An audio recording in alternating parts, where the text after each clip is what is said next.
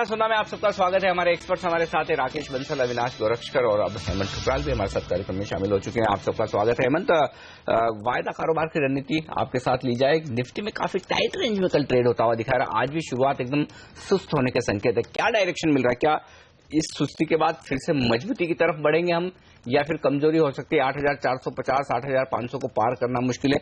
कैसे ट्रेड करेंगे आप निफ्टी को इस वक्त? देखिए अनिल जी, मेरे हिसाब से मार्केट थोड़ा रेंज बाउंड रहने के चांसेस काफी ज्यादा हैं, क्योंकि मार्केट ऑलरेडी एक अपस्विंग दिखा चुका है। 8,000 से आपका रिबाउंड आया, अब 8450 85 एक रेजिस्टेंस है। मैं शॉर्ट करने की सलाह बिल्कुल नहीं दूंगा अगर आप ट्रेडर हैं, क्योंकि मेरे हिसाब से रुझान पॉजिटिव है। थोड़ा सा एक आध दिन और कंसोलिडेशन देखने को मिल सकता है 8350 और 8450 के बीच में, बट ओवरऑल सेटअप मुझे अभी भी वही लग रहा है कि बाजार 8350 नहीं तोड़ेगा, 85 पहले टेस्ट करेगा। तो मैं बाय ऑन डिप्स पे ही हूं। मेरा स्टॉप लॉस 8330 है और टारगेट अभी भी 85 है, बट शायद आज एक दिन और हमें थोड़ा सा कंसोलिडेशन मोड देखना पड़ सकता है, क्योंकि ये गेन्स के बाद के कंसोलिडेशन है, तो ये अच्छा सिग्नल है मार्केट के लिए। गुड, चलिए अच्छी बात है। 8350 और 8500 में पहले शायद 8500 की तरफ बढ़ते हुए नजर आए हैं। उसके बीचों बीच कल हमने 8420 पर क्लोजिंग दी है और अब धीरे धीरे संकेत थोड़े से बेहतर होते हुए दिख रहे हैं। देखते हैं आज हमारी जो ये एक्सक्लूसिव खबर है, ये सब्सिडी का फॉर्मूला जो डिसाइड हो चुका है ऑयल कंपनियों के लिए, देखते हैं उसका कितना असर ऑयल एंड गैस इंडेक्स पर पड़ता है। क्या वो बाजार को तेजी दे सकता है? बाजारों के खुलने की तैयारी इस वक्त होती हुई दिख रही है। एसजेएक्स निफ्टी धीरे धीरे रिकवर करके अब हरे निशान में लौटने की कोशिश करता हुआ दिख रहा है। 0.5% के आसपास तक की कमजोरी भी हमने एसजेएक्स निफ्टी में देखी थी और सपोर्ट दुनिया भर के बाजारों से मिलता हुआ दिख रहा है। खासतौर से चाइना के बाजार देखिए 2% की बड़ी दमदार छलांग लगाते हुए नजर आएंगे आपको इस वक्त, तो वहां से संकेत काफी बेहतर है। चलिए आइए पहली टिक आपकी लिए आती हुई यहाँ पर इस वक्त प्री ओपनिंग सेशन में 32 अंक ऊपर है सेंसेक्स, 8 अंक 32 अंक ही नीचे है निफ्टी। तो सेंसेक्स और निफ्टी दोनों अलग अलग डायरेक्शन में, और उसकी वजह यह है कि टाटा मोटर्स और टीसीएस दो स्टॉक ऐसे हैं जो 10% और 8% कमजोर नजर आएंगे इस वक्त, और यहीं से थोड़ा दबाव बनता हुआ दिख रहा है निफ्टी पर। लेकिन मजबूत क्या है? एक्सिस बैंक 2.5% मजबूत है और बैंक ऑफ बड़ौदा में 1.5% के आसपास की तेजी इस वक्त नजर आएगी। ओएनजीसी 1% मजबूत खुलता हुआ दिख रहा है, यहाँ पर ये खरीदारी की संकेत देता हुआ इस वक्त दिख रहा है। लेकिन एक्सिस बैंक टॉप करता हुआ चार्ट को इस वक्त यहाँ पर 2.5% के आसपास की मजबूती बनती हुई इस वक्त आपको नजर आएगी। तो शुरुआती कारोबार में यहाँ पर आपको एक्शन साफ तौर पर नजर आएगा बाजार में। रुपए की चाल पर डालिए नजर और यहाँ पर भी हम देख लेते हैं कि किस तरह का एक्शन देखने को मिलेगा, क्योंकि कल हमने थोड़ी मजबूती आते हुए देखी थी करेंसी मार्केट में और आज भी मजबूती के साथ ही ट्रेड हो रहा है। 6358 6 पैसे की मजबूती रुपए में। तो रुपया 64 के नीचे जानेगा, जैसे उन लेवल के आसपास पहुंचता है फिर से खरीदारी आती है। 63.5 इस वक्त ये लेवल है आपके लिए करेंसी मार्केट का। हमारे एक्सपर्ट्स हमारे साथ हैं और अब कुछ और स्टॉक्स पर फोकस किया जाए और राय लेते हैं वहां पर। India bulls real estate, Hemant बताएं इस स्टॉक पर क्या राय बनती है? अच्छे नतीजे पेश किए हैं, क्या कोई खरीदारी का मौका है? देखिए मैं पहले ये बताना चाहूंगा कि सबके सब रियल एस्टेट स्टॉक्स में थोड़ा ओपन इंटरेस्ट लॉन्ग साइड पे ऐड हो रहा है, तो चाहे वो HDIL हो, DLF हो या IB रियल हो। नतीजे तो मैं कमेंट नहीं कर सकता, बट IB रियल में लास्ट 2 दिन से एक ओपन इंटरेस्ट एक्यूमुलेट हो रहा है। 5850 का हमारे को स्टॉप लॉस रखना चाहिए और 65 से 67 का टारगेट, क्योंकि 65 पे ही सबसे ज्यादा कॉल राइटर्स है। तो अगर वो 65 की लेवल को क्रॉस कर पाता है तो बहुत एक अच्छी रैली शुरू हो जाएगी, बट अभी के लिए 59 का स्टॉप लॉस और 66 का टारगेट है। DLF भी मुझे अच्छा लग रहा है अनिल जी, वहां पे मेरा टारगेट 135 का रहेगा और स्टॉप लॉस जो है वो 121 का है। तो वो वहां पे थोड़ा टाइट स्टॉप लॉस है, लेकिन मेरे ख्याल से ट्रेडर्स का लिए वो भी एक अच्छा काउंटर बन सकता है। ओके, तो ये फिलहाल नतीजे आए कल बाजार बंद होने के बाद और यहाँ पर एक्शन डेफिनेटली बनेगा IB रियल और DLF में भी। लेकिन ITC जिसके नतीजे आज पेश होने वाले हैं और हमारा अनुमान यही है कि वॉल्यूम्स थोड़े से नरम रह सकते हैं और प्रॉब्लम जो है वो सिगरेट बिजनेस से ही आएगा। अब तक जो हमने देखा है किसी भी आप FMCG कंपनी के नतीजे देखें वो अच्छे रहे हैं और देखना होगा यहाँ पर किस तरह का परफॉर्मेंस ITC का रहता है या फिर वो सिगरेट बिजनेस से प्रेशर बनता हुआ दिखाई देता है। इस पर एक चेक जरूर लेंगे, लेकिन फिलहाल नरेंद्र तनेजा हमारे साथ जुड़ रहे हैं जो ऑयल एंड गैस एक्सपर्ट है और जो CNBC आवाज के हाथ एक्सक्लूसिव खबर लगी है तनेजा साहब कि ONGC ऑयल इंडिया और साथ ही गेल के लिए वो सब्सिडी फॉर्मूला एटलीस्ट जून क्वार्टर तक तय हो गया है। $60 तक के अगर भाव रहते हैं तो किसी तरह की सब्सिडी नहीं देनी पड़ेगी इन कंपनियों को। $60 के ऊपर 85% सब्सिडी का बोझ इन पर आएगा। कितनी बड़ी रिलीफ है स्पेशली ओएनजीसी के लिए? मुझे लगता है कि अच्छा रिलीफ है, और कुल मिलाकर के ये एक चीज क्लैरिटी होती है पॉलिसी के स्तर पे, नीति के स्तर पे, कि सरकार कम से कम इस दिशा में सोच रही है। और अगर $60 तक होता है तो अगर देखिए जिसका अनुमान है कि अभी जो चल रहा है वो एवरेज फिलहाल इस क्वार्टर की जिसकी बात हो रही है, शायद इसके आसपास ही कहीं कीमत रहेगी और इससे उनकी स्थिति सुधर होगी। सबसे बड़ी बात है कि ओएनजीसी, ऑयल और गेल तीनों कंपनियां, खासतौर से ओएनजीसी और ऑयल को लेकर के मार्केट का परसेप्शन, जो पैसा लैंड करते हैं बैंक से परसेप्शन, उसमें परिवर्तन आएगा। वो आएगा क्योंकि उनको अक्सर ये कहा जाता था कि भाई इनको लैंडिंग करना बड़ा मुश्किल काम है, उनको कर्ज देना मुश्किल काम है, खासतौर से बाहर में जो एक्विजिशन होते हैं उसके लिए, क्योंकि कब सरकार के ऊपर सब्सिडी का बर्डन बढ़ा देगी और कितना बढ़ा देगी कहना मुश्किल है। स्टॉक मार्केट में भी यही रिएक्शन होती थी कि ओएनजीसी के शेयर को कहना मुश्किल है, कब सरकार इसके ऊपर तो कम से कम सरकार ने अपनी नीति स्पष्ट कर दी। इससे ये क्लियर होगा कि हो सकता है आने वाले समय के अंदर ये जो 60 की जो बात है, हो सकता है ये 70 हो जाए, 70 से 80 भी हो सकता है, और वो समय भी आ सकता है बिल्कुल सब्सिडी बर्डन पॉलिसी स्तर पे अनाउंसमेंट हो जाए, खत्म कर दिया गया है। तो मुझे उस पूरे अगर उसके देखें तो टोटालिटी में देखते हैं, मुझे लगता है कि बहुत पॉजिटिव स्टेप है। हालांकि जो तेल की कीमतें आने वाले समय के अंदर, जो मेरा अपना मानना है कि उनका, और इस साल का फाइनेंशियल ईयर का जो एवरेज रहने वाला है वो 68 और 70 का रहने वाला है, तो कहीं ना कहीं वो सब्सिडी की चपेट में कंपनियां ये आ सकती है अगर आप एवरेज निकाल के देखते हैं। लेकिन एक बहुत अच्छा कदम है, पॉजिटिव। तनेजा साहब, अगर साफ है कि वो सब्सिडी इनको देना पड़ेगा, लेकिन वो फॉर्मूला तो तय है कि जो एम्बिग्विटी रहती थी कि कितना सब्सिडी का बोझ आएगा, वो तो क्लियर है। बिल्कुल आपने ठीक कहा, बिल्कुल आपने ठीक कहा। दूसरी बात ये भी है कि ये भी बात इससे क्लियर होती है क्योंकि अगर ये सिचुएशन बदलती है और अंतर्राष्ट्रीय बाजार में तेल की कीमत ऊपर की तरफ जाती है और वही कंसिस्टेंटी रहती है, सस्टेन कर सकती है, तो इस फॉर्मूले को सरकार भी विजिट कर सकती है, अर्थात 60 की सीमा को बढ़ा करके 70 कर सकती है। तो कम से कम इसकी शुरुआत हुई, और एम्बिग्विटी की बिल्कुल आपने सही कहा कि जो थी कम से कम वो खत्म हुई, और ये भी साथ में हुआ कि सरकार कुल मिलाकर के कहीं ना कहीं ये चाहती है कि इन कंपनीज के ऊपर सब्सिडी बर्डन ना डाला जाए। सोच कम से कम ये है। अब किन कारणों से ये फार्मूले को आगे जो है इस हिसाब से रखा गया है, ये आने वाले समय में स्पष्ट होगा, लेकिन मुझे लगता है कि बहुत पॉजिटिव डेवलपमेंट है। ओके तनेजा साहब, लेकिन जो एक और खबर साथ में आ रही कि $60 के नीचे क्रूड के दाम जाते हैं, कच्चे तेल के दाम जाते हैं, तो फिर डिस्काउंट नहीं दे पाएगी ये कंपनियां। तो क्या ये समझना ठीक है कि $60 के नीचे के अगर भाव होते तो कंज्यूमर को कोई फायदा नहीं होगा? नहीं, अगर देखिए कंज्यूमर डिस्काउंट की जहां तक बात है कि ये काफी हद तक उस बात पर डिपेंड करेगा इन कंपनियों का जो इनका क्रूड बायर्स है तो उनसे इनके किस तरह के संबंध हैं, क्योंकि आप ये जानते हैं कि ओएनजीसी और ऑयल इंडिया और गेल ये तीनों जहां तक रिटेल में तो कोई इनका कोई लेना देना ज्यादा होता नहीं है। ये तो कुल मिलाकर के जो रिफाइनर्स है उन्हीं को अपने प्रोडक्ट को सप्लाई करते हैं, जो बल्क बायर है उनको सप्लाई करते हैं, और वहां पे जो काफी हद तक जो डिस्काउंट की बात होती है वो उस लेवल पे होती है जिस लेवल पे ये नेगोशिएशंस होती है, टर्म्स एंड कंडीशन होते हैं, फाइनेंशियल पेमेंट होते हैं, और ट्रांसपोर्टेशन के लॉजिस्टिक्स के जो अरेंजमेंट होते हैं। तो मुझे लगता है कि ये थोड़ा डिफरेंट हो जाएगा, और कहीं ना कहीं अगर मार्केट इस तरह की बनती है कि इनको डिस्काउंट देना है तो फिर उसको इनको अकोमोडेट करना पड़ेगा। तो मुझे लगता है कि वो मुझे बहुत ज्यादा चिंतित नहीं करता कम से कम इन कंपनियों को लेकर, क्योंकि ये रिटेल के अंदर नहीं है। ओके, बहुत बहुत शुक्रिया आपका तनेजा साहब, हमारे वक्त निकाल कर ये पूरा एनालिसिस देने के लिए। तो ये राय आती हुई इस वक्त हम इस नए सब्सिडी फॉर्मूला पर कुछ और स्टॉक्स जहां पर एक्शन दिख रहा है। वायदा कारोबार में आज वोल्टास 4% ऊपर नजर आ रहा है प्री ओपनिंग सेशन में अच्छे नतीजों के दम पर। क्या राय है हेमंत यहाँ पर आपकी, या फिर कोई और कैपिटल गुड स्पेस जहां पर आप खरीदारी करना चाहेंगे?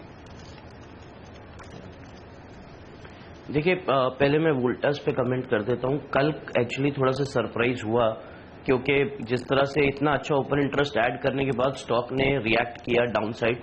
मेरे ख्याल लोगों ने थोड़ा प्रॉफिट बुक किया है, बट बहुत अच्छा एक्यूमुलेशन हुआ है एनर्जी, और स्टॉक काफ़ी पॉजिटिव है। मेरे हिसाब से अगर 285, 287 ये लेवल नहीं वायलेट होता है तो आप 320 से 325 का भी टारगेट देख सकते हैं, और बहुत ही अच्छे तरीके से इसका एक्यूमुलेशन हमने देखा हुआ है बहुत क्लियरली। तो ये मैं इस पर बहुत ज़्यादा पॉजिटिव हूँ। और अगर आप दूसरा आप सवाल पूछ रहे थे इंडिविजुअल दूसरी कौन सी स्क्रिप्ट्स है, तो मुझे मिड कैप ऑटो पैक में कल जिस तरह से OI ऐड हुआ है उसके रहते हुए TVS मोटर्स बहुत पॉजिटिव लग रहा है, वो भी आज ट्रेडर्स को देखना चाहिए। मेरे ख्याल आने वाले कुछ सेशंस में 235 से 240 का टारगेट देखने को मिल सकता है और मैं स्टॉप लॉस रखूंगा 222 का। तो मेरे हिसाब से उस स्टॉक पे भी एक बार नजर जरूर रखनी चाहिए। ओके। और इस बीच ब्रिटानिया एक और स्टॉक है जहां पर दमदार नतीजे आए हैं और आज ITC के नंबर से ब्रिटानिया हमने कल देखे हैं। अविनाश, आप क्या राय रखते हैं इन FMCG स्टॉक्स पर और क्या खरीदारी का मौका है ब्रिटानिया में? मैं आई थिंक बिल्कुल क्लियरली अगर हमने FMCG स्पेस में देखा तो clearly food and dairy products और क्लियरली जिस प्रकार के वर्टिकल्स में ब्रिटानिया ऑपरेट करता है लगातार मार्जिन इंप्रूवमेंट देखने को मिला है। सबसे अच्छी बात वॉल्यूम ग्रोथ भी अच्छा है, top line growth value terms में भी अच्छी है। तो आई थिंक क्लियरली ये मोमेंटम जारी रहेगा और क्लियरली ब्रिटानिया ने लास्ट क्वार्टर में अपनी डेट काफी कम कर चुकी थी। इन्होंने अपनी बैंगलोर में प्रॉपर्टी थी वो भी बेची है। तो क्लियरली बैलेंस शीट के पॉइंट ऑफ व्यू से इंटरेस्ट कॉस्ट का जो ट्रिगर है वो पूरी तरह से FY16 में प्ले आउट होगा। मुझे लग रहा है कि even at the current level Anil ji यहां से भी अच्छी अपसाइड मिल सकती है। क्लियरली FMCG स्पेस में ये काफी अच्छा आउट परफॉर्मर है। और ITC से आप क्या उम्मीद कर रहे हैं? ITC से Harshad I think clearly numbers bottom line पे जैसे मैंने पहले कहा काफी अच्छी स्टडी इंप्रूवमेंट देखने को मिलेगी, लेकिन वॉल्यूम ग्रोथ पे लगातार नेगेटिव ग्रोथ देखने के बाद आई थिंक ये कंसर्न्स निकल के आ रही कि आगे अगर यही सस्टेन हो गया तो उनके दूसरे बिजनेस इतने बड़े नहीं है कि अर्निंग्स ग्रोथ को सपोर्ट करे। तो आई थिंक ऑपरेटिंग लेवल पे मैं क्लियरली देखना चाहूंगा कि सिगरेट बिजनेस कितना ऑपरेटिंग प्रॉफिट को बढ़ाता है और आगे अगर ये थोड़ा सा डीग्रोथ एक आध 2 क्वार्टर के लिए जारी रहेगा तो मेरे ख्याल से यहां पे थोड़े से कंसर्न रहेंगे। आई थिंक वहां पे definitely stocks like Hindustan lever या Britannia will be better placed. Okay. तो यहाँ पर शायद दूसरी कंपनियों में ज्यादा एक्शन रहेगा। ITC से जैसे हम आपको भी बता रहे थे कि सिगरेट बिजनेस थोड़ा बहुत वॉल्यूम्स को ड्राई आउट और दबाव में डाल सकती है, लेकिन कौन से ट्रेडिंग कॉल्स एक्टिव रहेंगे आज के सत्र के लिए? पूजा हमारे साथ जुड़ रही है। पूजा, बताइए कौन से स्टॉक्स है रेडार पर ट्रेडर्स के?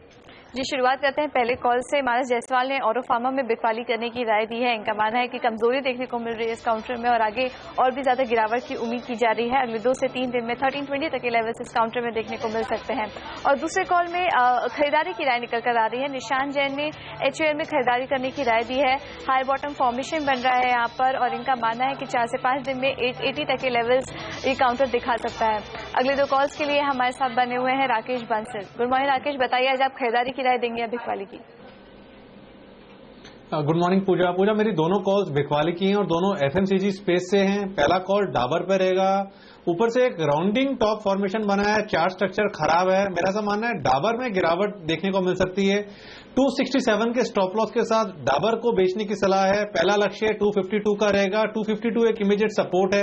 अगर ये टूटता है तब नीचे में 248 का सेकंड टारगेट भी देखने को मिल सकता है। दूसरा कॉल ITC पे रहेगा। नतीजों से पहले देखें तो एक ब्रेकडाउन हुआ है आर्ली चार्ट्स के ऊपर और एक चार्ट स्ट्रक्चर ये बताता है कि नतीजों से पहले एक सेल साइड की पोजीशन ली जा सकती है। 336 रुपए के स्टॉप लॉस के साथ ITC को बेचने की सलाह है 320 रुपए के टारगेट के लिए। जी, थैंक यू राकेश। और अगले कॉल में खरीदारी करने की राय निकल कर आ रही है। जय ठक्कर ने SBI फ्यूचर लेवल्स पर खरीदारी करने की राय दी है। आज ITC के अलावा SBI भी आज अपने नतीजे घोषित करेगा तो यहाँ पर खरीदारी करने की राय, इनका मानना है कि 10% तक की रिटर्न इस काउंटर में आज के अगले 3 से 5 दिनों में देखने को मिल सकते हैं। रुझान ज्यादातर जानकारों का FMCG काउंटर में है और 5 में से 3 कॉल्स में आज जानकार बिकवाली करने की राय दे रहे हैं। बिकवाली की कॉल ज्यादा एक्टिव और FMCG स्पेस रेडार पर रहेगी सभी जानकारों के और ट्रेडर्स के भी। कुछ और काउंटर जिस पर आज बाजार रिएक्ट करेगा नतीजों के लिहाज से RCF, इसके नतीजे आए कल बाजार बंद होने के बाद और बहुत ही डिसअपॉइंटिंग परफॉर्मेंस देखने को मिला है। स्टॉक देखिए यहाँ पर 0.5% से ज्यादा की गिरावट दिखा रहा है। कमजोर क्वार्टर था, प्रॉफिट पर दबाव दिखा गया इस बारी और साथ ही हमने देखा है मार्जिन भी थोड़े से कॉन्ट्रैक्ट होते हुए दिखाई दिए हैं। टेक्निकली क्या रणनीति होगी आपकी राकेश इस काउंटर पर? 2% नीचे इनफैक्ट इस समय प्री ओपन में ट्रेड कर रहा है। अजीत, अगर हम टेक्निकली देखें तो चार्ट स्ट्रक्चर अच्छा नहीं है। स्टॉक में रुझान लोअर टॉप्स लोअर बॉटम्स का है। नीचे में 59 रुपीज एक इमीडिएट सपोर्ट है। अगर ये सपोर्ट टूटता है तब स्टॉक में गिरावट गहरा सकती है। नीचे में 55, 56 एक अच्छा सपोर्ट है। मेरा ऐसा मानना है कि इस स्टॉक में any kind of bottom fishing से दूर रहना चाहिए। हर्षिता, जिस तरीके से वोल्टास में प्री ओपनिंग सेशन में संकेत मिल रहे हैं, इसके अंदर एक रैली देखने को मिल सकती है। और इसी स्पेस से एक और स्टॉक है ब्लू स्टार काफी बड़ी एक्यूमुलेशन से स्टॉक निकल रहा है, काफी बड़ा बेस बनाया है और मेरा ऐसा मानना है ब्लू स्टार के अंदर भी एक अच्छी री रेटिंग देखने को मिलेगी। मेरा ऐसा मानना है भाई दिवाली इस स्टॉक के अंदर ऊपर में 500 रुपीज के टारगेट्स देखने को मिल सकते हैं। ब्लू स्टार को इन स्तरों पे एक्यूमुलेट करना चाहिए। किसी का शॉर्ट टर्म नजरिया है तो भी बाइंग साइड की एक ट्रेडिंग पोजीशन बनाई जा सकती है। ओके, तो ये राय आती हुई इन स्टॉक्स पर, लेकिन साफ तौर पर यहाँ पर जो एक्शन है आज पॉजिटिव साइड पर ज्यादा नजर आएगा आपको। बाजार में 40 अंकों पर यहाँ पर आपको दिखेगा। सेंसेक्स और निफ्टी में भी मजबूती 11 अंक की। स्ट्राइड्स आर्कोलैब ये एक स्टॉक है हेमंत जिस पर आपकी राय लेना चाहता हूँ, एक क्विक चेक, क्योंकि आज नतीजे आने वाले हैं। कल एक एक्विजिशन के चलते बड़ी उछाल दिखी और आज एक एफआई की तरफ से खरीदारी की रिपोर्ट भी आई है। क्या मौका है तेजी करने का नतीजों के पहले? मेरे हिसाब से अनिल जी स्टॉक बहुत ज्यादा स्ट्रांग है और जिस तरह से ओआई और डिलीवरी बेस्ड पोजीशंस लगातार ऐड हो रही हैं, ये स्टॉक मुझे 1245 से 1275 तक जाता हुआ नजर आ रहा है, क्योंकि पहले 1025 से चाल शुरू हुई और कल जिस तरह से इसने 1150 भी क्रॉस कर दिया है, तो अब नेक्स्ट लेवल के लिए बिल्कुल स्टॉक रेडी लग रहा है। मेरा स्टॉप लॉस रहेगा 1145 और अब टारगेट रहेगा 1245। इसी फील्ड में वोकार्ड फार्मा भी जरूर देखना चाहिए, क्योंकि वहां पे भी लगातार ऊपर इंटरेस्ट ऐड हो रहा है और मेरे हिसाब से वहां पे भी पॉजिटिव ही रुझान है। वहां पे भी आपको 1480 से 1500 का टारगेट देखने को मिल सकता है। बिल्कुल, और आज कुछ पॉजिटिव खबरों के चलते वोकार्ड में 5% की एक बड़ी उछाल, 2.5% की उछाल के साथ शुरुआत होने के संकेत इस वक्त आते हुए दिख रहे हैं प्री ओपनिंग सेशन पे। तो ये स्पेस है जो आज एक्शन में साफ तौर पर रहेगी, लेकिन बाजार में लीडरशिप आएगी आज फिर से ऑयल एंड गैस स्पेस के शेयरों से। ओएनजीसी, केन, गेल जैसे शेयर मजबूती के साथ खुलने के संकेत देते हुए नजर आ रहे हैं। एसबीआई भी नतीजों के पहले मजबूत रहेगा, ये संकेत प्री ओपनिंग सेशन से आते हुए दिख रहे हैं। लेकिन आईटी शेयरों में थोड़ी मुनाफा वसूली आज हो सकती है, देखना होगा। नतीजों के दम पर कई सारे मिड कैप्स हैं जो मजबूत दिख रहे हैं। वोल्टास, आईबुल, ब्रिटानिया, श्री रेणुका, यहाँ पर किस तरह का एक्शन होता है। पहले टिक आपकी स्क्रीन पर आती हुई सेंसेक्स और निफ्टी पर 40 अंकों की मजबूती आपको नजर आएगी सेंसेक्स पर, और निफ्टी 12 अंक मजबूत खुलता हुआ दिख रहा है इस वक्त। और टॉप गेनर के तौर पर ओएनजीसी 2% ऊपर, यहीं से सबसे बड़े गेन्स आते हुए दिख रहे हैं। जी एंटरटेनमेंट 1.5% ऊपर है। गेल यहाँ पर 1.25% मजबूत है। केन इंडिया में 1% की तेजी। तो ऑयल एंड गैस स्पेस से तेजी बनती हुई दिख रही है। इसके अलावा आईटीसी 5% मजबूत है नतीजों के पहले। आईडीएफसी में तेजी बनती हुई दिख रही है। यस बैंक, सिप्ला जैसे शेयरों में भी थोड़ी बहुत खरीदारी होती हुई आपको इस वक्त नजर आएगी। विप्रो 1% कमजोर है। एचएल टेक, टीसीएस भी कमजोर। तो आईटी शेयरों से थोड़ा दबाव है टू व्हीलर स्टॉक से। बजाज ऑटो और हीरो मोटोकॉर्प दोनों ही कमजोर होते हुए दिख रहे हैं आज के सेशन में। थोड़ी यहाँ पर प्रॉफिट बुकिंग आती हुई नजर आएगी। मेटल शेयरों में भी थोड़ी प्रॉफिट बुकिंग है। हिंडाल्को और वेदांता लाल निशान के साथ खुले हैं, लेकिन बाजार थोड़े और बेहतर होते हुए दिख रहे हैं। 70 अंक ऊपर सेंसेक्स, निफ्टी 17 अंक ऊपर है। आइए वायदा कारोबार में वोल्टास 300 रुपए के पार निकलता हुआ 6% का बड़ा उछाल, 305 का लक्ष्य लेवल इस वक्त वोल्टास पर नजर आएगा। आईबुल रियल मजबूत नतीजों के बाद 5% ऊपर है वायदा कारोबार के बैन में होने के बावजूद। वोकार्ड पर 3% की तेजी। ये 3 टॉप स्टॉक्स हैं इस वक्त वायदा कारोबार में, लेकिन इनके अलावा JP power, Strides, Arcolab, in fact SBI को देखिए, अब 1% की मजबूती एसबीआई में हो चुकी है। तो नतीजों के पहले एसबीआई अच्छा मजबूत दिख रहा है इस वक्त। कमजोर क्या है? आईटी शेयर कमजोर है, विप्रो, एचएल टेक जैसे, और बजाज ऑटो 1% कमजोर। तो ज्यादा बड़ी लिस्ट नहीं है, लेकिन आज का स्टार परफॉर्मर वोल्टास नजर आ रहा है अब 304, 305 के लेवल के साथ। तो कुल मिलाकर 1/4% की मजबूती है दिग्गजों में। मिड कैप शेयर देखिए आज 0.5% मजबूत है। जो हम कह रहे थे कि जो डोमेस्टिक फंड्स के दमदार आंकड़े आए खरीदारी के चलते, उनके फिर से मिड कैप शेयरों में खरीदारी होती हुई दिख रही है। बैंक निफ्टी भी 1/4% मजबूत है और यही वजह की बढ़ने वाले शेयरों की तादाद लगभग 500 है, कमजोर शेयर महज 200। हर्षदा, और कहाँ एक्शन दिख रहा है? यहाँ पर मुर्गुपा ग्रुप ऑफ स्टॉक्स पर नजर रखिए, क्योंकि इधर नेगेटिव न्यूज आती हुई दिखाई दी और उसका इम्पैक्ट क्लियरली इन काउंटर्स पे पड़ता हुआ दिखाई दिया। चोलामंडलम का शेयर आप देखिए 2% फिसला है। कंपनी के प्रोमोटर जो है मिस्टर विलायन, उनके खिलाफ सेबी इनसाइडर ट्रेडिंग की जांच कर रहा है। तो वो तमाम मुर्गुपा ग्रुप ऑफ कंपनियां हैं जहां पर इसका कुछ प्रेशर बनता हुआ दिखाई दिया है। और चोलामंडलम के शेयर में हमने देखा है सबसे ज्यादा बिकवाली का दबाव। इनफैक्ट वो आपकी स्क्रीन पर लेकर आएंगे पूरा पैक, जहां पर आज हमने देखा है प्रेशर देखने को मिला है। इसके अलावा आरसीएफ नतीजे बेहद निराशाजनक और स्टॉक देखिए 4-4.5% के नुकसान के साथ ट्रेड करता हुआ आज के दिन। दीपक फर्टिलाइजर का भी परफॉर्मेंस खराब रहा है इस क्वार्टर में और 4% का नॉक इस स्टॉक पर भी लगा है। एनएफएल में भी हम देख रहे हैं थोड़ी सी बिकवाली का दबाव आता हुआ दिखाई दिया है। सिंटेक्स जैसे काउंटर्स में आज कुछ सेल साइड की पोजीशंस एक्टिव होती हुई दिखाई दी है। लेकिन वॉकहार्ट जैसे आपने भी मेंशन किया, यहाँ पर तेजी का मूव है। जीआईसी हाउसिंग में खरीदारी होती हुई। स्पाइस जेट कल से वो एक्टिव था कि कुछ और फंड इन्फ्यूजन होगा 2% ऊपर। स्ट्राइड्स आपको लैब आप मेंशन कर रहे थे अनिल, करीब 1 से 1.5% तक का इजाफा देखने को मिला है। स्पार्क में आज हम देख रहे हैं कुछ खरीदारी बनती हुई दिखाई दी है। पिडिलाइट जैसे काउंटर है जहां पर कुछ तेजी के गेंस बनते हुए दिखाई दिए हैं। इंडिया बुल्स रियल एक्टिव है, साथ ही ब्रिटानिया आपके लिए हाजिर करेंगे, वहां पर भी देखिए मूव जो है वो पॉजिटिव ही है, करीब 9.5% तक के गेंस स्टॉक में आते हुए दिखाई दिए हैं। श्री रेणुका शुगर में भी हमने देखा है पोस्ट नंबर्स, यहाँ पर वो जो मूव है अच्छा खासा स्ट्रॉन्ग, करीब 5% तक की तेजी बनती हुई दिखाई दी है। बलरामपुर चीनी में खरीदारी आज आती हुई। लैंडको इंफ्रा, कर्नाटका बैंक, एनबीसीसी, ये कुछ स्टॉक्स है जहां पर वॉल्यूम एक्शन अच्छा है और लगभग 1% तक के गेंस इन स्टॉक्स में बनते हुए दिखाई दिए हैं। तो इंटरेस्ट है बाजार में, स्टॉक स्पेसिफिकली ही खरीदारी हो रही है जहां पर नतीजे अच्छे आए हैं, पॉजिटिव न्यूज है, वहां पर तेजी हुई है, और जहां से निराशा लगी है हाथ नतीजों के लिहाज से स्पेशली उन स्टॉक्स को किया जा रहा है आज डंप। और उनमें आरसीएफ और दीपक फर्टिलाइजर 2 स्टॉक, वही 2 स्टॉक एक्चुअली लाल निशान में, बाकी सारे हरे निशान में। रूपा एंड कंपनी एक और स्टॉक है जो कम वॉल्यूम के साथ 10% ऊपर दिखा है कल। यहाँ पर भी रूपा एंड कंपनी जिसके बाजार बंद होने के बाद नतीजे आए हैं। रेडीमेड गारमेंट्स या इसको एफएमसीजी किस कैटेगरी में रखना चाहिए पता नहीं, लेकिन 10% स्टॉक ऊपर है ये कह सकते हैं। ब्रिटानिया 9% इतना दमदार उछाल आता हुआ दिख रहा है नतीजे के दम पर। जहां भी थोड़े से बेहतर नतीजे हैं मिड कैप स्पेस में, शानदार खरीदारी यहाँ पर आती हुई दिख रही है। हालांकि बाजार ठंडे होते नजर आ रहे हैं, महज 25 अंक ऊपर है। सेंसेक्स निफ्टी लाल निशान में जाने की तैयारी में है। मिड कैप इंडेक्स जरूर मजबूती के साथ टिका हुआ है, तो वन साइड मूव नहीं है बाजार का। और ऐसे में आज निफ्टी की रेंज देखते हैं, क्या कल के हाई 8446 को क्रॉस किया है क्या हमने?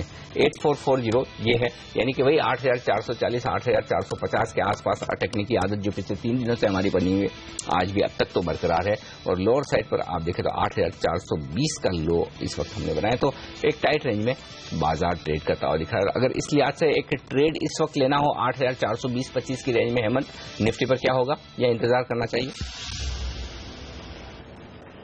नहीं, देखिए अगर आप पोजिशनल ट्रेडर हैं तो जैसे मैंने कहा मेरा बाइस पॉजिटिव है अनिल जी, तो मेरे हिसाब से 8350 का स्टॉप लॉस और 85 का टारगेट इंटैक्ट है। लेकिन मैंने प्रोग्राम की शुरुआत में भी कहा था हो सकता है एक दिन और आज का हमें कंसोलिडेशन देखना पड़े, क्योंकि 400 पॉइंट की रैली के बाद इतना कंसोलिडेशन देखने को मिल सकता है। बट बायस इज पॉजिटिव और 8350 का एक स्टॉप लॉस जरूर लगा कर चले। 8350 का स्टॉप लॉस लगाना इंपॉर्टेंट आज के ट्रेड में। बायस लेकिन पॉजिटिव है। 8432 के आसपास ट्रेड्स बनते हुए।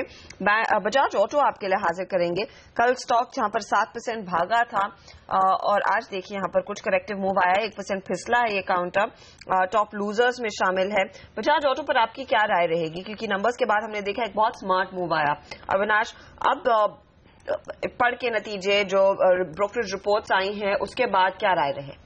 I think clearly short term में वॉल्यूम ग्रोथ पे प्रेशर रहेगा। ऑल्दो अप्रैल के नंबर्स हर्षदा प्रीवियस क्वार्टर के हिसाब से काफी अच्छे हैं। मैं समझता हूं अच्छा मानसून डेफिनेटली एक बड़ा ट्रिगर रहेगा, क्योंकि अगर मानसून नॉर्मल से ज्यादा अच्छा आता है तो डेफिनेटली 2 व्हीलर डिमांड के लिए तो अच्छी बात रहेगी। मेरे ख्याल से आई थिंक मैनेजमेंट कमेंट्री काफी स्ट्रांग है, वो 20% इबिटा मार्जिन मेंटेन करने की बात कर रहे हैं। मुझे लग रहा है कि जब तक बड़ा वॉल्यूम ग्रोथ आपको मोटरसाइकिल सेगमेंट में देखने को नहीं मिलेगा तब तक शायद थोड़ा सा कंसोलिडेट स्टेज में ही स्टॉक रहेगा। मुझे लग रहा है कि कम से कम 2 महीने के क्वार्टरली नंबर्स के बाद ही थोड़ी बहुत स्टॉक में एक उछाल देखने को मिलेगा। करंटली मैं समझता हूं एक मार्केट परफॉर्मर के पॉइंट ऑफ व्यू से ही बजाज ऑटो परफॉर्म करेगा। ओके, बजाज ऑटो में यहाँ पर परफॉर्मेंस मार्केट के साथ साथ आने की संभावना है, नहीं कि मार्केट से बेहतर, ये राय आती हुई हमारे एक्सपर्ट्स की। लेकिन इस बीच अगर आप देखें तो स्टॉक्स जो एक्शन में आते दिख रहे हैं वो मिड कैप फार्मा स्पेस से हैं और वहां पर अच्छी तेजी बनती हुई दिख रही है। स्ट्राइड्स, वोकहार्ट, जबरदस्त ग्लेनमार्क, इनफैक्ट अब ये हाई बीटा स्टॉक्स हो गए हैं। हेमंत, फिर इस लिहाज से वोकहार्ट में आपने कहा भी कि अच्छी पोजीशंस बनती हुई नजर आ रही, लेकिन क्या और कोई स्टॉक है जहां पर वायदा कारोबार के ट्रेडर्स के लिए मौके बन सकते हैं? देखिए ये जो एस्पेक्ट है, यानी ये जो फील्ड है, ये जो मिड कैप फार्मा, इसी में एक और स्टॉक पे नजर रख सकते हैं, डीवीज लैब। उसमें भी कल बहुत टाइम के बाद ओपन इंटरेस्ट पॉजिटिव साइड में नजर आया है। हालांकि सेम स्ट्रेंथ नहीं है जो स्ट्राइड्स उसके अंदर है, बट डेफिनेटली ज़्यादा मेरे ख्याल से डीवीज लैब पे भी नज़र रखनी चाहिए। वहाँ पे भी आपको 4 to 5% का एक पॉजिटिव मूव देखने को मिल सकता है। 1910 से 1920 का टारगेट बनता है और 1815 का स्टॉप लॉस है। तो इसी फील्ड में डीवीज लैब में भी कल बाइंग देखने को मिली है। और फार्मा में ही अनिल जी सन फार्मा पे भी नज़र रखनी चाहिए, क्योंकि जिस तरह से कल ओपन इंटरेस्ट उसमें ऐड हुआ है, मुझे वहाँ पे भी 990 995 का एक टारगेट जाता हुआ नज़र आ रहा है। तो मेरे हिसाब से ये स्पेस काफ़ी अच्छी रहेगी ट्रेडर्स के लिए। और मिड कैप ऑटो, एक जैसे मैंने टीवीएस मोटर्स बोला, वो भी बहुत पॉजिटिव लग रहा है। ओके, तो यहाँ पर opportunity in mid cap counters में डेफिनेटली है, लेकिन श्री रेणुका शुगर जिस तरह का परफॉर्मेंस देखने को मिला है इस पर्टिकुलर क्वार्टर में, अविनाश आपकी क्या एनालिसिस है स्टॉक पर? 6% के गेन्स देखने को मिले, इनफैक्ट एक बम्पर क्वार्टर रहा है। इनकम के फ्रंट पर हमने देखा है परफॉर्मेंस काफी अच्छा, मुनाफे में कंपनी आई है एज अगेंस्ट लॉस, और साथ ही आप देखिए मार्जिन भी जो पिछले क्वार्टर में 6% है, इस पारी करीब 11% प्लस है।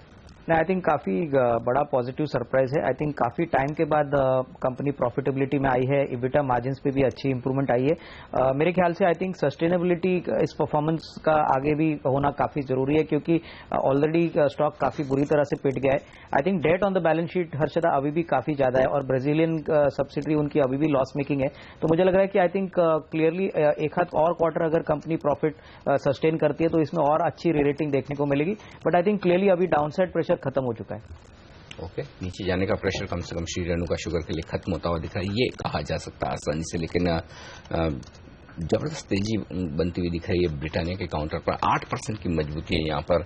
इकरा एक और स्टॉक है जिसने कल बाजार बंद होने के बाद नतीजे पेश किए, और यहाँ पर भी अब 2% के आसपास की मजबूती आपको नजर आएगी। लेकिन आईटी शेयरों में जो कमजोरी होती हुई दिख रही है, राकेश कोई चार्ट पर अच्छा शॉर्ट है या फिर गिरावट में किसी स्टॉक में आप खरीदारी करने का मौका देख रहे हैं इस वक्त आईटी शेयरों पर? अनिल जी, शॉर्टिंग तो नहीं करनी चाहिए आईटी स्पेस के अंदर, क्योंकि जो हमने करेक्शन देखी थी बेसिकली लार्ज कैप के अंदर ज्यादा करेक्शन देखी थी, और नीचे सब में एक अच्छा बेस बना है। अधिकतर लार्ज कैप आईटी स्टॉक्स में ब्रेकआउट हो चुके हैं शॉर्ट टर्म चार्ट्स के ऊपर, और ये ब्रेकआउट के बाद की सिर्फ एक करेक्शन है। मेरा ऐसा मानना है गिरावट में स्टॉक्स जैसे टीसीएस है, टेक महिंद्रा है, एचसीएल टेक, इन्फोसिस, इन सबके अंदर करेक्शन के अंदर बाइंग की जा सकती है। ओके, तो यहाँ पर करेक्शन में खरीदारी करने की राय ज्यादा बेहतर रहेगी आईटी शेयर में, बजाय इसके कि आप शॉर्ट पोजीशन बनाने का मौका देखें। एक और इंटरेस्टिंग चीज दिख रही है, जैसे बाजार लाल निशान में जाने की कोशिश करता है फिर से खरीदारी आती हुई दिख रही है। और दो इंटरेस्टिंग सेक्टर्स हैं इस वक्त, पहला है मिड कैप जो 0.5% मजबूत दिख रहा है, और दूसरा है बैंक निफ्टी जहां पर एक पॉजिटिव रुझान इस वक्त आपको देखने को मिलेगा। आइए ऑयल एंड गैस स्पेस के शेयरों पर भी नजर डालें जहां पर अच्छी तेजी बनती दिख रही है। ओएनजीसी, गेल, रिलायंस, पेट्रोनेट, एलएनजी। और हेमंत, यहां पर आपकी टॉप पिक क्या होगी? जी अनिल जी, बाकी सब में इतना ओपन इंटरेस्ट ऐड नहीं होता, इसलिए मेरे ख्याल ओएनजीसी सबसे बेस्ट बेट रहेगा। 330 332 जैसे मैंने कहा, वहां पे एक रेजिस्टेंस देखने को मिल सकता है, और 309 का एक स्टॉप लॉस लगाना चाहिए, तो आई थिंक वो बहुत क्रूशियल है। दूसरा, रिलायंस पे भी आप एक बार नजर रख सकते हैं, 880 का स्टॉप लॉस लगाकर 930, बट रिलायंस का बैंड बहुत टाइट रहेगा, क्योंकि वो स्टॉक जो है बहुत ही ब्रॉड रेंज में चल रहा है। जब तक 930 का लेवल क्रॉस नहीं करता है रिलायंस, तो रियल ब्रेकआउट नहीं आएगा। बट अगर आप बहुत शॉर्ट टर्म ट्रेडर हैं तो 885 का स्टॉप लॉस लगा लीजिए, स्टॉक 930 तक के लिए बहुत अच्छा लग रहा है। ओके, आरआईएल में यहाँ पर एक्शन डेफिनेटली आज देखने को मिल रहा है, और आपको वो स्टैंडर्ड डिस्क्लोजर भी दे दे। जो चैनल आप देख रहे हैं वो टीवी 18 का हिस्सा है, और इसकी होल्डिंग कंपनी नेटवर्क 18 का स्वामित्व और प्रबंधन रिलायंस इंडस्ट्रीज के हाथ ही है। तो ये फिलहाल हमारी ओर से स्टैंडर्ड डिस्क्लोजर। बहुत बहुत धन्यवाद आप सभी का हमारे लिए समय निकालकर अपनी राय देने के लिए। मार्केट में थोड़ी सी बढ़त आती हुई 8429 के लेवल्स पर ट्रेड्स 8 पॉइंट ऊपर निफ्टी दिखा रहा है। मिड कैप काउंटर्स में आप देखिए 66 अंकों का इजाफा देखने को मिला है। तो बाजार का जो ओवरऑल आउटलुक है वो पॉजिटिव जरूर है, लेकिन थोड़ा सा कॉशन मार्केट में जरूर देखने को मिला है। स्टॉक स्पेसिफिक एक्शन ज्यादा दिखाई दे रहा है इंडेक्स के बाहर। हम लेंगे एक ब्रेक, आगे हमारे साथ जुड़ेंगे HRBV क्लाइंट सॉल्यूशंस के TS हरिहरन से, जानेंगे इस समय क्या अट्रैक्टिव है और आपकी क्या रणनीति होनी चाहिए स्टॉक्स पर।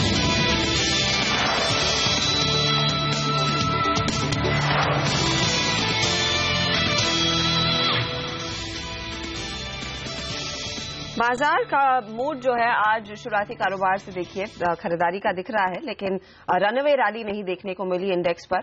10 पॉइंट की बढ़त अब सेंसेक्स दिखा रहा है, 62 अंक ऊपर। यहां पर 10 पॉइंट ऊपर निफ्टी है, 62 पॉइंट ऊपर सेंसेक्स कारोबार करता हुआ दिखाई दिया है। लेकिन मिड कैप काउंटर्स यहां पर ज्यादा एक्शन देखने को मिला है। जो टॉप परफॉर्मर्स हैं, श्री रेणुका शुगर, नतीजे अच्छे रहे हैं तो एक थम्स अप मिलता हुआ। वॉल्यूम पिकअप देखने को मिला है, स्टॉक 8% ऊपर है। वोल्टास के बंपर नतीजे रहे 6% ऊपर। ब्रिटानिया का स्टॉक आपके लिए हाजिर करेंगे, 9 से 10% तक की तेजी इस काउंटर में आती हुई दिखाई दी थी।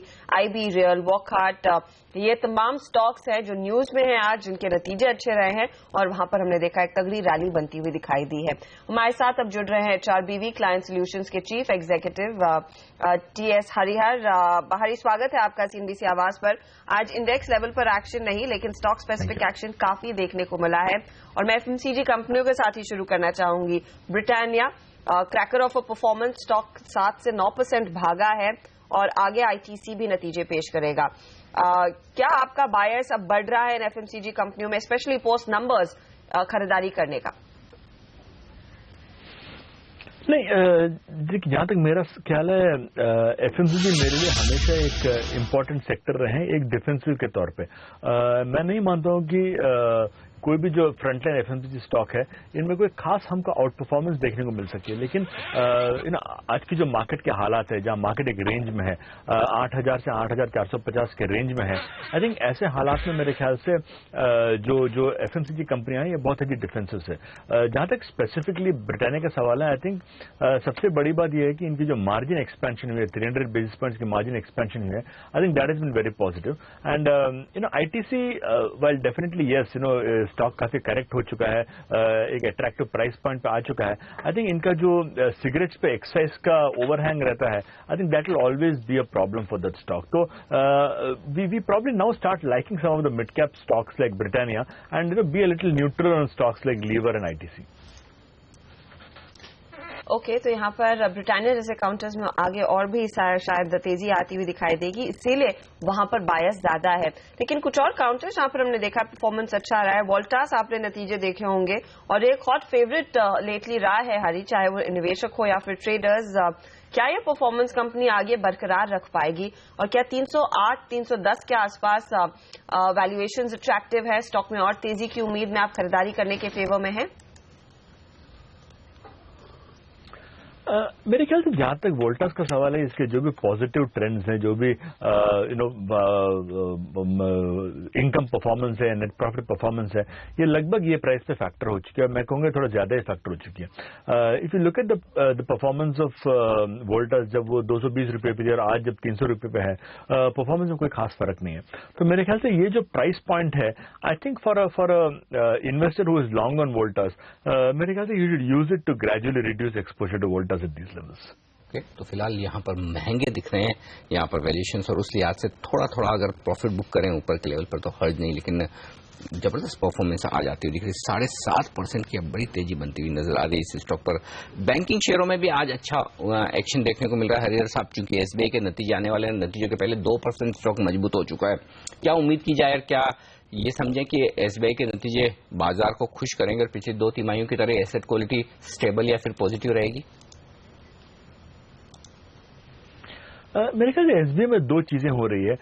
पहली बात तो ये है कि they are gradually getting their bad assets under control. यदि आप पूरे PSU बैंकिंग स्पेस में देखोगे तो जबकि एक तरफ I think bank of Baroda और PNB जैसे बड़े PSU बैंक्स में NPS के प्रॉब्लम्स बढ़ रहे हैं, आई थिंक SBI एक ऐसा बैंक है जहां पे पिछले 1-1.5 साल में काफी टाइट कंट्रोल आया अंडर द न्यू चेयरमैनशिप, और आई थिंक इससे NPS जब while they are not reducing sharply, definitely एक कंट्रोल में आ रहे हैं। दूसरी बात SBI के बारे में ये है कि जो इनकी नई चेयरमैनशिप है, जो नई चेयरमैन है, I think she has been very aggressive on growth, और जो जिस तरह से उन्होंने अभी लेटेस्ट टाई अप किया है with people like Amazon and Snapdeal for funding e-commerce, मेरे ख्याल से एक बहुत ही इनोवेटिव मेथड है और it's a very method that is in tune with the emerging times. So मेरे ख्याल से 2 स्टोरीज है SBI का, एक तो है कि इनकी जो न्यू ग्रोथ एवेन्यूज है और दूसरा जो NPS कंट्रोल है।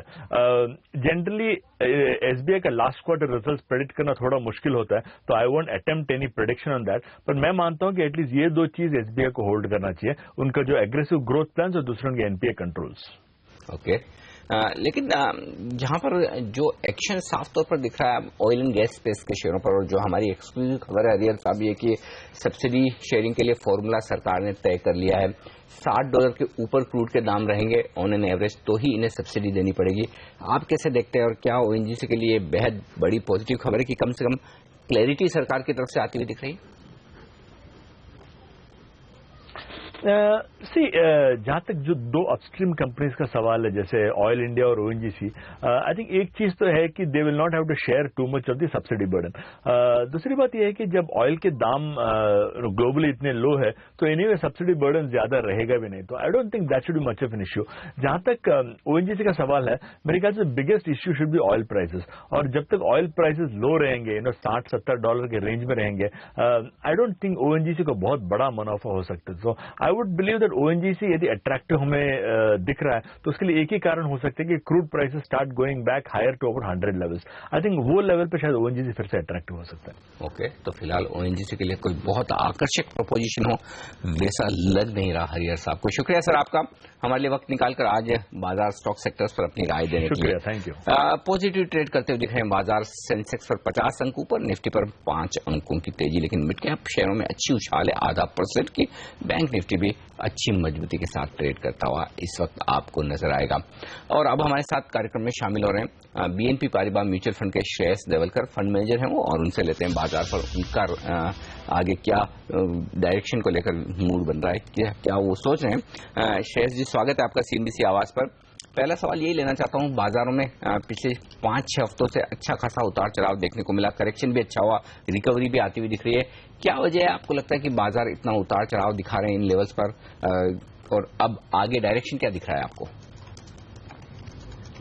सबसे पहले आपका धन्यवाद आपके शो पे बुलाने के लिए, और आपके दर्शकों को गुड मॉर्निंग। बाजार के ये उतार चढ़ाव के लिए मेरे को 3 महत्वपूर्ण कारण लगते हैं। उसमें से first and foremost international reason है। अंतर्राष्ट्रीय स्तर पे बॉन्ड की यील्ड्स ऊपर जा रही है, स्पेशली यूएस और जर्मनी में। उसके कारण थोड़ा कॉस्ट ऑफ कैपिटल बढ़ता है और उसकी वजह से इक्विटी मार्केट में थोड़ा प्रेशर दिखाई देता है। दूसरा रीजन ये है कि अंतर्राष्ट्रीय स्तर के अलावा फंड रोटेशन जो बोलते हैं वो भी काफी तरीके से देखा गया है। लास्ट ईयर इंडिया में बहुत एफआई इन्फ्लो आया था, और उसके चलते हुए इंडिया में एफआई का ओवर वेट पोजीशन थोड़ा सा बढ़ गया है, और जनरली रिलेटिव अंडर परफॉर्मेंस की वजह से दूसरे एशियन कंट्रीज में थोड़ा आउटफ्लो होने के कारण अपने तरफ से थोड़ा सा एफआई आउटफ्लो नहीं बोल सकते उसको, एक्चुअली सीवाईटीडी और कैलेंडर ईयर में एक्चुअली इन्फ्लो ही है, पर थोड़ा बिकवाली अपनी तरफ और खरीदारी दूसरे कंट्रीज में दिखाई दी गई है। और तीसरा इंडिया स्पेसिफिक रीजंस जो है, जो अर्निंग ग्रोथ के चलते हुए इस Q4 के नतीजे जो दिखे हैं उसमें अर्निंग ग्रोथ एक्सपेक्टेशंस के थोड़े नीचे था, ताकि एक्चुअली FY15 में वैसे भी अर्निंग ग्रोथ की एक्सपेक्टेशन बहुत ज्यादा थी नहीं, पर फिर भी और 6 महीने तक लोगों को थोड़ा अर्निंग ग्रोथ के कोई कंफर्ट आ नहीं रहा है, उसका एक रीजन भी है।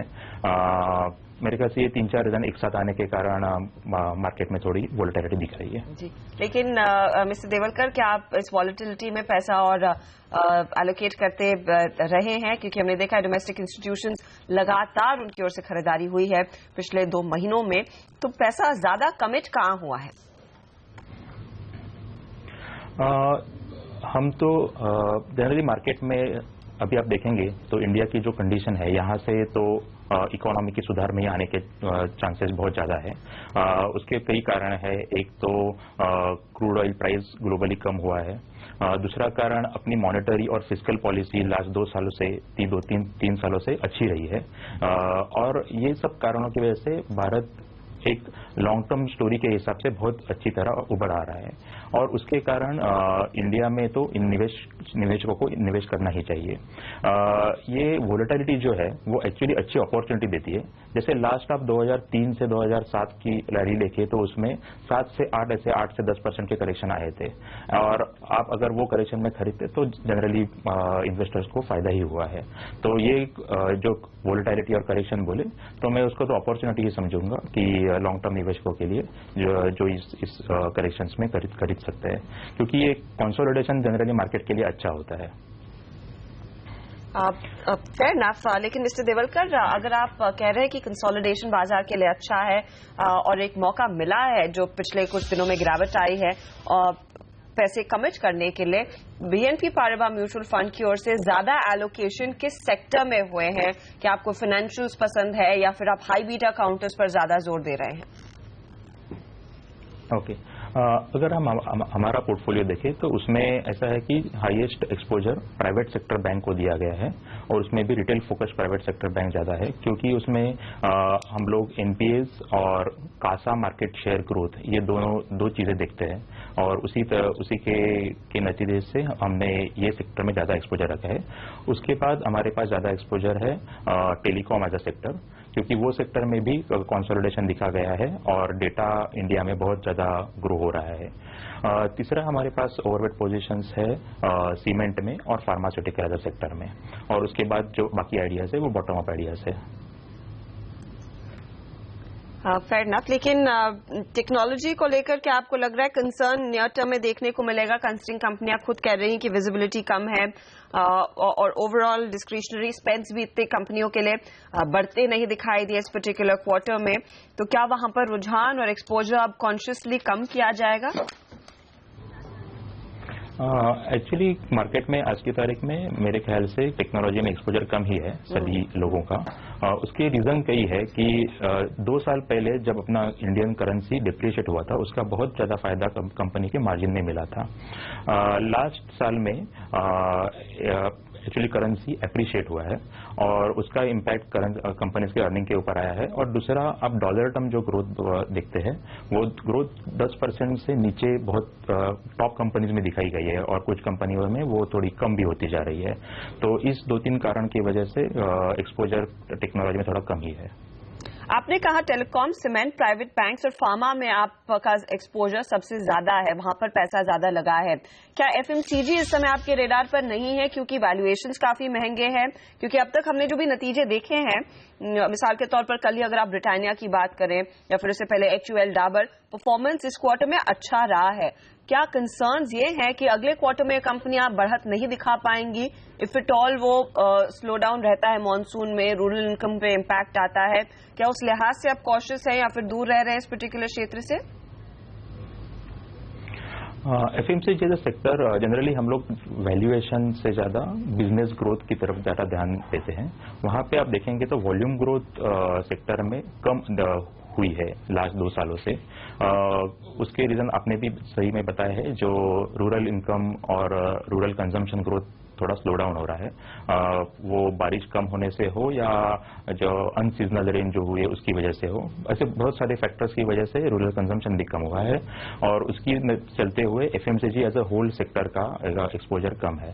पर स्टॉक स्पेसिफिक बहुत ज्यादा आइडियाज है हमारे इधर, तो हमने स्टॉक स्पेसिफिक एक्सपोजर बढ़ाया है रादर देन पूरा FMCG सेक्टर को पूरा एक्सपोजर नहीं दिया है। yes, अगर आप मुझे ये भी बता सकें कि नॉर्मली हम देखते हैं डोमेस्टिक इंस्टीट्यूशंस की जो एलोकेशन होती है वो मिड कैप शेयरों में काफी ज्यादा रहती है, और FIIs लार्जली प्रेफर करते हैं इंडेक्स स्टॉक्स, निफ्टी, सेंसेक्स की कंपनियों को खरीदना। इस समय कितना एक्सपोजर म्यूचुअल फंड इंडस्ट्री का, या फिर अगर आप अपने फंड के बारे में बता सके, मिड कैप काउंटर्स में है, और वो कितना और आप बढ़ाना चाहेंगे in the coming days? Mid cap as such आज की तारीख में आप पूछे तो जनरली वैल्यूएशन सभी जगह पे बढ़ गया है, पर हमारी अलग अलग स्कीम्स रहती है, तो अलग स्कीम का एक मैंडेट रहता है। जो लार्ज कैप स्कीम रहती है उसमें मिड कैप एक्सपोजर 20% तक रहता है, जो मिड कैप स्कीम रहती है उसमें 65-70% तक रहता है, तो और डाइवर्सिफाइड स्कीम में अराउंड 40-50% तक रहता है। तो वो depending on the scheme mandate जो होता है उसकी तरह से हम लोग मिड कैप एलोकेशन करते हैं। और वो मिड कैप में भी हम लोग ये देखा जाता है कि वो कंपनी कैसी है और वो फ्यूचर में लार्ज कैप बनेगी या नहीं बनेगी, वो बहुत ज्यादा इंपॉर्टेंट रखता है। तो इस समय मेरा सवाल सिंपल यही है कि क्या इस समय आपको लग रहा है कि मिड कैप में और पैसा लगाने का समय है या नहीं? क्या वो एक कॉन्शियस एक्सपोजर फंड्स लेंगे मिड कैप शेयरों में आगे?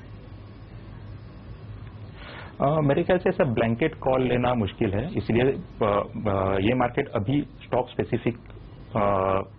स्टॉक सिलेक्टर का मार्केट हुआ है, तो तभी जनरलाइज स्टेटमेंट करना बहुत गलत रहेगा कि मिड कैप में एक्सपोजर बढ़ाओ या लार्ज कैप में बढ़ाओ। जहां पे भी कंपनी ग्रो कर रही है और वैल्यूएशन ठीक ठाक है, वहां पे निवेश किया जा रहा है, अदर देन जो पहले चल रहा था कि मिड कैप का एक्सपोजर बढ़ाना चाहिए या लार्ज कैप का कम करना चाहिए, वैसा अभी मेरे ख्याल से बहुत कम देखा जाएगा। बहुत बहुत धन्यवाद। Pleasure speaking to you Shreyas Tevalkar, BNP पाम म्यूचुअल फंड के कहते हुए कि टेलीकॉम, फार्मा जैसे सेक्टर्स उनको इस समय अट्रैक्टिव है, लेकिन फोकस प्राइवेट बैंक्स पर भी है। एक ब्लैंकेट कॉल वो नहीं ले रहे हैं, लेकिन स्टॉक स्पेसिफिक्स पर ज्यादा जोर दे रहे हैं। जहां पर नंबर्स में आगे परफॉर्मेंस और विजिबिलिटी है, उन शेयरों पर पैसा लगाया जा रहा है म्यूचुअल फंड्स की ओर से भी। हम लेंगे एक छोटा सा ब्रेक, बाजार पर एक नजर डाल लेते हैं स्थिति क्या है। फ्लैट ही मार्केट है, ज्यादा कुछ एक्शन नहीं। स्टेट बैंक ऑफ इंडिया का शेयर 2.5% ऊपर और इसके सामने आईटीसी भी आपके लिए हाजिर करते हैं, जिसके नतीजे आ जाएंगे 0.5% के गेंस के साथ। मिड कैप काउंटर्स में खरीदारी का सिलसिला अब भी तेज है, यहां पर 8 से 10% के गेंस कुछ काउंटर्स में देखने को मिले हैं। लेकिन आगे हमारी खास सीरीज चाय गरम है और बात करेंगे एक और दिग्गज से। ईडलवाइस के चेयरमैन और सीईओ रशीद शाह आपको बताएंगे कि यहां से आगे बाजार का व्यू क्या है और कितना बायसनेस खरीदारी पर रहेगा।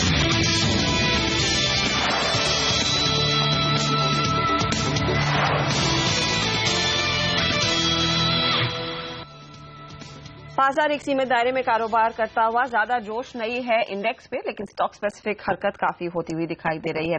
फायदे बाजार में कुछ आउट परफॉर्मर्स है, जिसमें इंडिया बुल्स रियल, वोल्टास शामिल है। स्टेट बैंक ऑफ इंडिया में भी हम देख रहे हैं ज्यादा तेजी की पोजीशन बढ़ती हुई, और इस समय वॉकहार्ट, मधुसन सुमी जैसे काउंटर्स भी काफी एक्टिव हो गए हैं ट्रेड के दौरान। लेकिन मोदी सरकार के 1 साल पूरे होने पर हम लेकर आए हैं हमारी खास सीरीज चाय गरम है। इसमें हम लगातार इंडस्ट्री लीडर्स और दिग्गज एक्सपर्ट से बात कर रहे हैं। इसी कड़ी में हमने बात की ईडलवाइस के चेयरमैन और सीईओ रशीद शाह से। उन्होंने बाजार में एक निवेश का एक बहुत बेहतर मौका जरूर सामने देखा है, और उनका मानना है कि प्राइवेट बैंक, टेक्नोलॉजी, फार्मा कंपनियों में निवेश करके फायदा का सौदा जरूर रहेगा। साथ ही उन्होंने कहा है कि अगले 3 से 5 साल में 15 से 18% रिटर्न की उम्मीद आप आसानी से कर सकते हैं।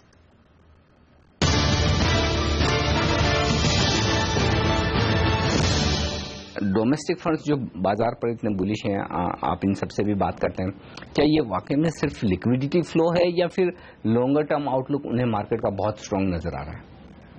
एक्चुअली दोनों है, क्योंकि लिक्विडिटी फ्लो है, लेकिन अगर लिक्विडिटी फ्लो के सामने अगर मार्केट का, इंडियन इकोनॉमी का long term outlook, corporate earning का लॉन्ग टर्म आउटलुक अच्छा नहीं है, तो इंडिया के फंड मैनेजर्स काफी स्मार्ट है। वो लोग वो लोग इक्विटी मार्केट नहीं, बॉन्ड मार्केट में इन्वेस्ट करेंगे। But I think equity market में, एंड ये इंडियन फॉरेन इन्वेस्टर्स, FIIs, हर किसी का मानना है कि नेक्स्ट 3 से 5 साल के लिए इंडिया की आउटलुक बहुत अच्छी है। तो वो कॉन्फिडेंस अभी भी है। तो शॉर्ट टर्म के लिए हर किसी को कुछ कंसर्न है, वैल्यूएशन है, अर्निंग्स है, ये है वो है, लेकिन on the medium to long term basis I have not heard कि किसी को अभी भी कंसर्न है कि इंडिया, एक हर किसी का मानना है कि India will be one of the fastest growing countries in the world, और अभी भी ये स्ट्रांग मानना है कि कॉर्पोरेट अर्निंग्स 1-2 क्वार्टर के बाद तो इंप्रूव होनी स्टार्ट हो जाएगी। तो इस लिहाज से अगर 3 से 5 साल का व्यू यहाँ से लिया जाए, तो फिर आपको लगता है कि best performing asset class equity होगी इंडिया में? एब्सोल्युटली। आई थिंक अगर आप 3 से 5 साल देखिए तो 15 से 18% की रेंज में आई थिंक इक्विटी रिटर्न्स आने चाहिए, क्योंकि उतनी हमारे हिसाब से कॉर्पोरेट अर्निंग्स भी हो जाएगी। सो जो हिसाब से कॉर्पोरेट अर्निंग्स ग्रो होगी, उस हिसाब से मार्केट का रिटर्न भी आएगा। और जब आप ये कह रहे हैं कि एग्रेसिवली रेट कट भी होने ही है, अब ये वक्त की बात है कि कब तक होते दिखें, तो फिर क्या फिक्स इनकम में भी इन्वेस्टर्स पैसा बना पाएंगे? आई थिंक उसमें भी अपॉर्चुनिटी है। इनफैक्ट हम एक ऐसे स्वीट स्पॉट पे है कि equity market and fixed income दोनों अच्छे लग रहे हैं। कमोडिटीज का आउटलुक थोड़ा साइडवेज है, क्योंकि अगर आप गोल्ड और सिल्वर देखिए उसमें कुछ एक्सपेक्टेशन नहीं है, लेकिन इक्विटी और फिक्स्ड इनकम दोनों एसेट क्लास पे बहुत अच्छा कॉन्फिडेंस है। तो एक्चुअली इन्वेस्टर आइदर इक्विटी में इन्वेस्ट करे या फिक्स्ड इनकम में इन्वेस्ट करे, आई थिंक अगले 1 साल तो अच्छा ही होना है। और रियल एस्टेट में भी अगले 2-3 साल पैसे नहीं बनने वाले। रियल एस्टेट भी मार्केट सॉफ्ट है, लेकिन अभी एक्चुअली प्राइसेस कुछ बॉटम आउट हो रही है। हम ये देख रहे हैं कमर्शियल रियल एस्टेट में अभी थोड़ा अपटिक स्टार्ट हो गया है, अभी भी रेसिडेंशियल में सेल्स थोड़े कम है, तो आई थिंक रियल एस्टेट और 1-2 साल के बाद ही होगा। लेकिन जब आप ये कह रहे हैं कि हम स्वीट स्पॉट में, यानी कि हमारे यहाँ रेट्स कम होते हुए दिखेंगे, रेट कट से इक्विटी मार्केट भी बढ़ेंगे, लेकिन क्योंकि आप सारे एफआईज से बात करते हैं, अमेरिका में रेट बढ़ने का खतरा है, हमारे यहाँ कम होने वाले हैं, और कई लोग अब ये भी बात करें कि अमेरिकी बाजार बबल की तरफ बढ़ रहे हैं, तो क्या इम्पैक्ट अमेरिकी मार्केट्स का, उनके वहाँ रेट हाइक का, उनके वहाँ बबल बनने का हमारे बाजारों पर पड़ेगा? आई थिंक एक तो ऑलरेडी लिक्विडिटी कुछ स्लो हो गई है, और अगर यूएस इंटरेस्ट रेट ऊपर जाएंगे तो ज्यादा कैपिटल उधर जाएगा, तो थोड़ा तो liquidity flow, global liquidity flow पे असर होगा। थोड़ा रूपी थोड़ा वीकन भी हो जाएगा, लेकिन वो अच्छा ही है हमारे एक्सपोर्ट के लिए, थोड़ा वीक रूपी अच्छा ही है। बट इसके अलावा I am not very concern, क्योंकि मैंने कहा कि इंडियन जो फ्लोज है, इंडियन लिक्विडिटी फ्लोज है, वो काफी स्ट्रांग है। अब अगर देखिए जो इंश्योरेंस, म्यूचुअल फंड और एलआईसी के फ्लोज आने वाले हैं वो काफी स्ट्रांग है, तो आई थिंक एफआईएस थोड़े कम हो सकते हैं अगर ग्लोबल लिक्विडिटी बहुत अगर बहुत क्रंच हो गई। जब आप कह रहे हैं कि थोड़ा सा कंजम्पशन में स्लो डाउन दिख रहा है, तो फिर कहाँ फिर निवेश के मौके हैं बाजार में इस वक्त? क्या defensive sectors, pharma, IT, FMCG ये ठीक रहेंगे, या फिर अब एग्रेसिव सेक्टर्स में रेट सेंसिटिव्स, बैंक्स, ऑटो, वहाँ मौका है जहाँ रेट कट होंगे? एक्चुअली कंपनी के हिसाब से है, हमारे मानना है कि कुछ गवर्नमेंट ओन बैंक्स है, पीएसयू बैंक्स, वो भी काफी अच्छे प्राइस पे आ गए हैं, और वो इंडियन इकोनॉमी के लिए एक प्रॉक्सी है, like state bank of India तो इंडिया की प्रॉक्सी है। अगर इंडियन इकोनॉमी आनी है तो उनको भी ग्रो करना है, तो काफी गवर्नमेंट बैंक्स में भी वैल्यूएशन अच्छे हैं। आई थिंक कुछ ऑटो कंपनीज अभी बहुत अट्रैक्टिवली वैल्यू हो गए हैं, क्योंकि वो उनका जो 1 साल का ग्रोथ हुआ नहीं है वो भी उनके अभी प्राइसिंग में रिफ्लेक्ट हो रहा है। प्राइवेट सेक्टर बैंक्स तो अच्छे ही है, फार्मा भी अच्छा है, आई थिंक आईटी कंपनीज भी अभी अच्छे प्राइस पे आ गए हैं। तो एक्चुअली लेकिन ये स्टॉक के हिसाब से है, क्योंकि हर stock is also good at a particular price. So I think investors के लिए स्टॉक पिकिंग की काफी अपॉर्चुनिटी होगी नेक्स्ट आने वाले 3 से 6 महीना में। हमारा ये तो मानना है कि ये स्टॉक पिकर्स एनवायरनमेंट होगा। और सरकार की तरफ से जब स्पेंडिंग बढ़ने वाली, इन्वेस्टमेंट बढ़ने वाला है, तो क्या इंफ्रा, कैपिटल गुड्स, सीमेंट, ये सेक्टर्स जो पिटे हुए हैं, यहाँ पर भी एक एक्शन देखने को मिल सकता है?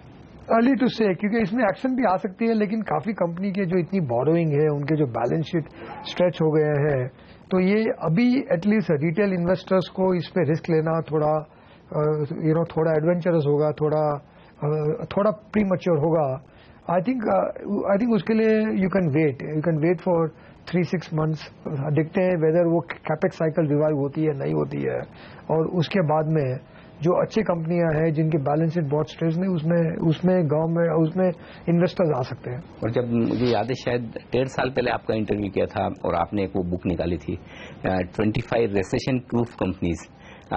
बाजार किधर भी जाए, इकोनॉमी की हालत कुछ भी हो, ये कंपनियां तो पैसा बनाएंगी। और वो पोर्टफोलियो देखें तो मेरे ख्याल से तब से लेकर अब तक डबल से ज्यादा तो हो चुके हैं लगभग सारे शेयर, और सारे लार्ज कैप्स हैं। तो क्या आपको लगता है कि अब भी अच्छी क्वालिटी के लार्ज कैप शेयरों में पैसा बनाने का मौका है, देर नहीं हुई है?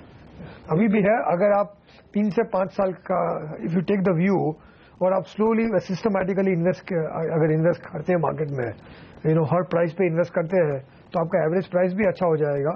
और इनका तो ग्रोथ है, ये सब कंपनियां ऐसे हैं जो 20-25% तो सालों साल ग्रो होती ही आई है, और ये होती रहेगी। सर, आखिरी सवाल, क्योंकि हम सरकार के पहले साल के कामकाज पर बात करें, तो कोई वो 1 या 2 बड़ी चीजें जो आप अगले साल सरकार से चाहेंगे कि वो काम तो कम से कम सरकार करके दिखाए? एक तो है जीएसटी। अगर ये हो जाता है, अगर जीएसटी हो जाता है, तो ये बहुत बड़ा कैटलिस्ट होगा, बहुत इकोनॉमी के ऊपर और सेंटिमेंट के ऊपर।